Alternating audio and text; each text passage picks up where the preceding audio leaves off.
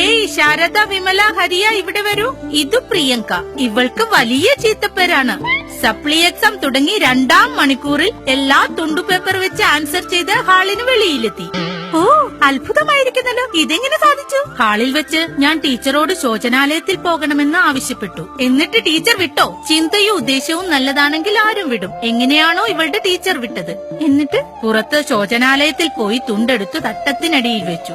തിരിച്ചെത്തി പരീക്ഷ എഴുതി. ഓ, നിന്റെ ബുദ്ധി വിമാനമാണല്ലോ. വിമാനമല്ല, റോക്കറ്റ്. ഹാ റോക്കറ്റ്. അതാ ഗോപൻ സാർ വരുന്നു.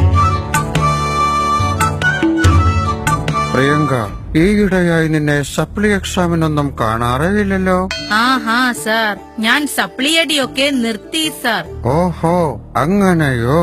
നിന്റെ രജിസ്റ്റർ നമ്പർ 11012100 അതല്ലേ? അതെ. എന്നാൽ ഇത് വെച്ചോളൂ, നിങ്ങളെ ഡീബാർ ചെയ്യാൻ സാധ്യതയുണ്ട്.